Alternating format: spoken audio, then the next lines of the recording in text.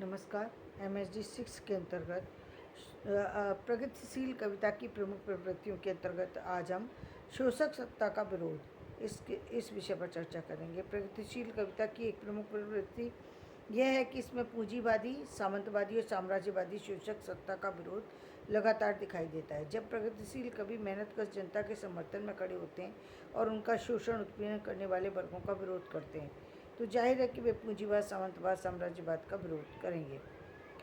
आज़ादी के पहले प्रगतिशील कविता की मुख्य धारा पूंजीवादी, साम्राज्यवादी, ब्रिटिश सत्ता के विरुद्ध थी, लेकिन आज़ादी के बाद उनकी धारा सामंतवादी, पूंजीवादी, भारतीय राजसत्ता के खिलाफ हो गई। इसका अर्थ ये नहीं है कि आज़ादी के पहले प्रगतिवाद, सामंतवाद के विरोध नहीं किया, और ना ही इसका मतलब ये है कि आज़ादी के बाद साम्राज्यवाद का विरोध समाप्त हो गया। फिर भी प्रगतिशील साहित्य में तत्कालीन राजसत्ता का विरोध एक मुद्दा था। यानी ये कहना चाहते हैं कि जो हमारे यहाँ जो पहले से ही जो प्रगतिवादी जो लोग थे, वो प्रगतिवादी विचारधारा वाले लोग थे, वो पहले ही जो शोषक वर्ग था उसके साथ में खड़े थे। इसका मतलब ये नहीं है कि केवल प्रगतिवाद में आकर के वो उस शोषक वर्ग के साथ खड़े थे, और पहले वो उन सामंतवादों का और उन सारे लोगों का जो उनका शोषण कर रहा था, जमींदार वगैरह जो लोग उनका शोषण करते उनका समर्थन कर रहे थे। यानी वो आज़ादी के बाद भी, आज़ादी से पहले भी, प्रगतिवाद के शुरू होने पर भी, प्रगतिवाद से पहले भी वो इसके विरोध में ही खड़े थे। यानी शोषक वर्ग के विरोध में जितनी भी चीज़ें, जो शोषण करने वाला जितना भी वर्ग आता है, चाहे वो राजसत्ता से जुड़ा हो या वो सामाजिक किसी उससे संलग्न हो, यानी सामाजिक किसी जाति विशेष से संबंध रखता हो, जैसे जमींदारी प्रथा, ये सामंत से विरोध जुड़ी हुई नहीं है, या फिर हम कहें कि केंद्रीय सत्ता, तो ये कोई जमींदार से जुड़ी हुई नहीं है, या फिर हम कहें कि उपनिवेशवादी प्रवृत्ति, तो ये इन सारे मुद्दों पर वो पहले भी आवाज़ कर रहे थे। लेकिन जब प्रगतिवाद में आकर के खुलकर के बोलने का, उनके साथ में चलने का इनको मौका मिला, और ये काम इन्होंने प्रगतिवाद में स्टार्ट किया, और उसके बाद भी, स्वतंत्र हो जाने के बाद भी वो उसके साथ में जुड़े हुए थे। सामंतवाद का विरोध नवजागरण के दौर में हिंदी साहित्य का एक ज्वलंत विषय रहा। हम पाते कि हिंदी कविता छायावाद का, सामंतवाद का विरोध करते हुए लोकतंत्र, धर्मनिरपेक्षता और समानता के आधुनिक जीवन मूल्यों की तरफ बढ़ रही थी, लेकिन प्रगतिवाद से पूर्व कविताओं में एक सामंतवादी जीवन के मूल्यों से पूरी तरह मुक्ति भी नहीं मिल पाई थी।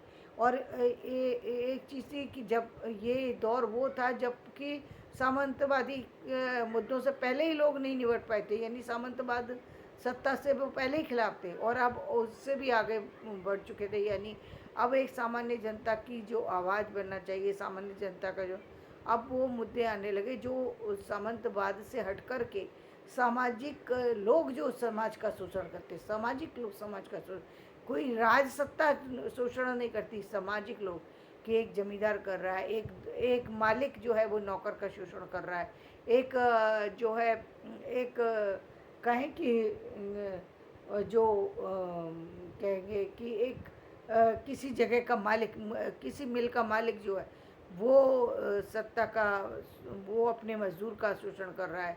कोई कंपनी का चलाने वाला व्यक्ति है, वो एक सामान्य इंसान का कर रहा है। कहीं कोई किसी और शिक्षित विभाग का, या फिर हम कहेंगे और किसी भी सत्ता से जुड़े हुए उन लोगों का, जो कि समय समय पर जो कमज़ोर लोगों का शोषण करते हैं, उनके साथ ये प्रगतिवाद के लोग जो है वो खड़े हुए थे। पुनरुत्थानवादी प्रभावी की बात इसी परिप्रेक्ष्य में कही जाती है, लेकिन प्रगतिशील आंदोलन में सामंतवाद, पूंजीवाद के प्रति संघर्ष को मुख्य मुद्दा बनाया, जिसकी अभिव्यक्ति निराला जैसे कवियों की यहाँ भी हम देख सकते हैं। निराला की बादल राग कविता इस दृष्टि से उल्लेखनीय, जो प्रगतिशील आंदोलन से पूर्व लिखी जा चुकी थी। निराला के यहाँ प्रगतिशील काव्य आंदोलन में के दौर में इस तरह की कविताएं मुख्य स्वर बन गई। बाद में नागार्जुन, केदार, शील आदि कविताओं में सामंत शोषण विभिन्न रूपों में देखा जा सकता है। प्रगतिशील कवियों ने सामंतवाद के साथ पूंजीवादी शोषण के प्रति अपना गहरा आक्रोश व्यक्त किया है। पूंजीवाद के शोषक मारक रूप की विकरालता का चित्रण करते हुए कवियों ने इस बात का आह्वान किया कि इसका नाश ही इससे मुक्ति का मार्ग है। तेरा हास में रोग क्रमी है उग्र, तेरे नाश तुझ पर क्रोध, तुझ पर व्यग्र। ते मेरी ज्वाल जन की ज्वाल होकर एक, वो कह रहे मेरी ज्वाल यानी मेरी भी आग और जो लोगों की आग है, तो मतलब हम दोनों की एक ही जैसी आग है। यानी जो समस्या है उसके प्रति वो एक सामान्य जनता भी बोल रही है और मैं खुद भी बोल रहा हूँ। ये कहने का मतलब अपनी उष्णता से धो चले अविवेक, तू है मरण,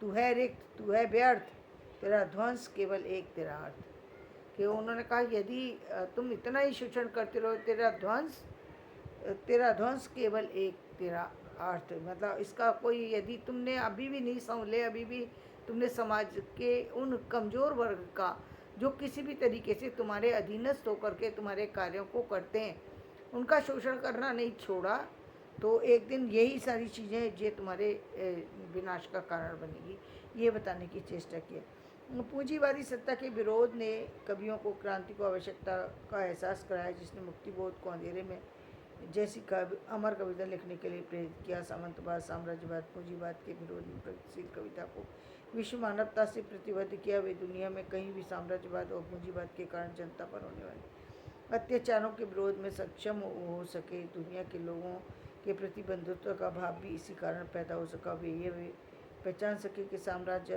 और पूंजीवाद अपने लाभ लोभ के लिए दुनिया को लगातार युद्ध में झोंक सकते हैं। दूसरे विश्व युद्ध के अंत में अमेरिका द्वारा जापान के 2 शहरों पर एटम बम का गिराया जाना इस बात का प्रमाण है। 20वीं सदी के उत्तरार्ध में साम्राज्यवादी देशों ने मानवता का नाश करने वाले हथियारों का जखीरा खड़ा किया। उसने दुनिया की भयावह स्थिति में लाकर खड़ा किया। यही कारण है कि प्रगतिशील कभी युद्धोन्माद का विरोध करने और शांति का प्रसार करने के लिए भी आगे आए। इस दृष्टि से शमशेर की कविता अमर का राग खास तौर पर उल्लेखनीय है। तो आज मैं इन्हीं शब्दों के साथ अपनी इस विषय को विराम देती हूँ। कल हम फिर वापस से इसकी एक और नई प्रवृत्ति पर चर्चा करेंगे। तो धन्यवाद। मेरा वीडियो पसंद आए इसे लाइक करें, शेयर करें और सब्सक्राइब